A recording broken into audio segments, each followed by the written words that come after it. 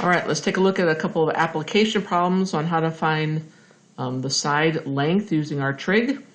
Obviously, there's just words here, and all of our other examples had triangles with them. So I would encourage you to draw just a generic triangle, okay, similar to what we did with Pythagorean theorem, where when we're reading through the problem, we have to decide what types of things are going to be straight up and down, like a building, a tree, a tower.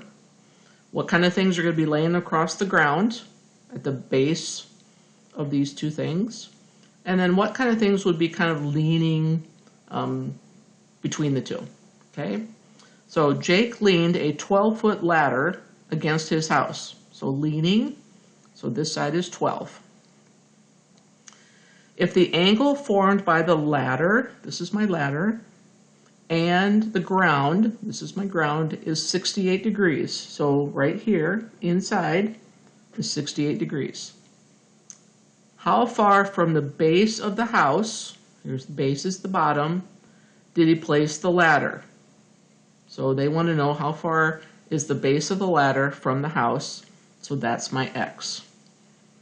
Okay, and once you've done that and figured out the correct places to put those numbers, then it's just a matter of doing exactly what we did up above.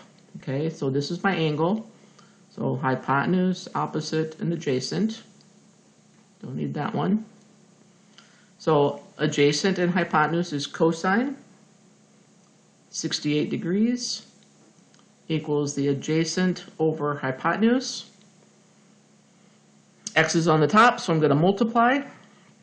So 12 times cosine 68. You get x equals about 4.5 feet. Okay, when we do these application problems, it's really helpful if you go ahead and label what you found. And then my very last thing that I need to check is, does that make sense? Is that a reasonable answer that if the ladder is 12 feet, that this would be 4.5 feet from the building? That makes sense.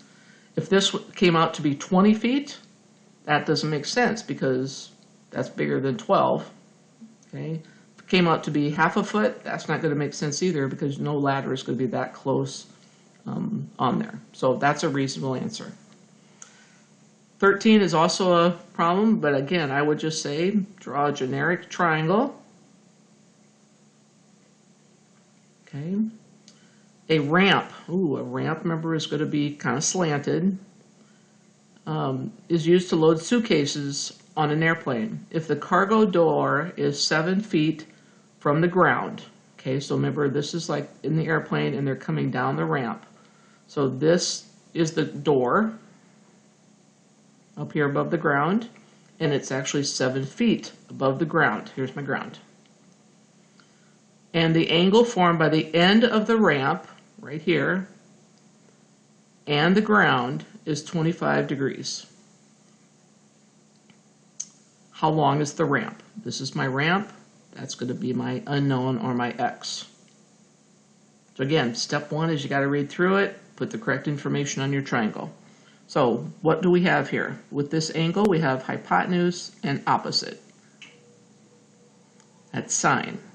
So sine, then I put my angle, equals, now I put my fraction. So it's opposite over hypotenuse.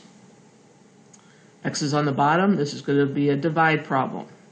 Okay, and I'm going to write this out just to make sure that everybody understands this is what we're doing. We're going to put that in the calculator. 7 divide sine 25 equals, I get 16.6 feet. What do you think? Does that sound reasonable? 16, that this would be longer than the 7? That makes sense. Okay, so hopefully those examples helped you figure out how to set those up. If you have any questions, let me know.